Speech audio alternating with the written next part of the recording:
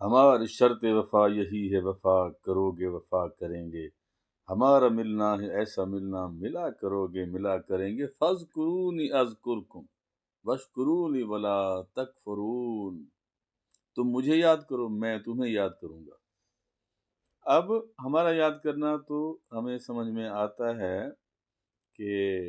ہم بآواز بلند بھی اللہ کو یاد کرتے ہیں، ذکر کرتے ہیں بآواز بلند لا الہ الا اللہ محمد الرسول اللہ، کلمہ شریف پڑھتے ہیں، قرآن کریم بھی ذکر کی ایک صورت ہے، نماز بھی ایک ذکر کی صورت ہے، لیکن نماز ایسا عظیم یاد دہانی والا کام ہے کہ اللہ تبارک و تعالی نے جب انسان کو یہ حکم فرمایا اور یہ شرط رکھی کہ ہماری شرط وفا یہی ہے، وفا کرو گے وفا کریں گے، ہمارا ملنا ہے ایسا ملنا، ملا کرو گے ملا کریں گے، تو فاذکرونی اذکرکم، اور ایک حدیث پاک میں آتا ہے کہ جب تم مجھے اکیلے یاد کرتے ہو تو میں تمہیں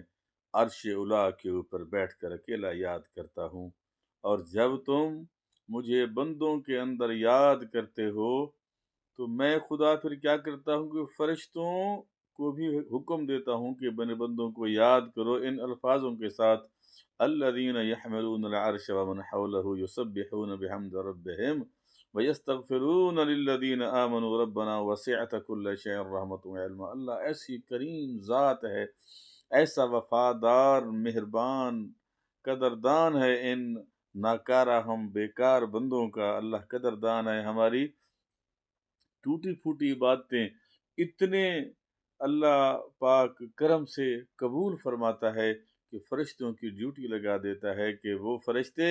جنہوں نے اللہ کے عرش کو اپنے ہاتھوں پر اٹھایا ہوا ہے اور وہ اللہ کی تسبیح و تحلیل بیان کرتے ہیں، اللہ کی تسبیح و تحلیل بیان کرتے ہیں، اور ان کا کام کیا ہے؟ یا اللہ کی تسبیح و تحلیل کرنا، یا بندوں کے لیے دعائے مغفرت کرنا۔ ربنا وسعت كل شيء رحمة وعلما فاغفر للذين تابوا واتبعوا سبيلك وقهم عذاب الجحيم ربنا وادخلهم جنات عدن التي وعدتهم ومن صلح من آبائهم وأزواجهم وذرياتهم إنك أنت العزيز الحكيم۔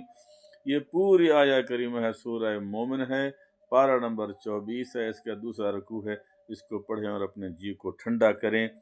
کہ اللہ نے کس طرح وعدہ نبھایا کہ فَاذْكُرُونِي أَذْكُرْكُمْ، تم مجھے یاد کرو میں تمہیں یاد کروں گا۔ لیکن مزے کی بات یہ ہے ہم خطاؤں کے ساتھ یاد کرتے ہیں، اللہ ہمیں عطاؤں کے ساتھ، مغفرت کے ساتھ، رحمت کے ساتھ یاد کرتا ہے۔ سبحان اللہ بحمدہ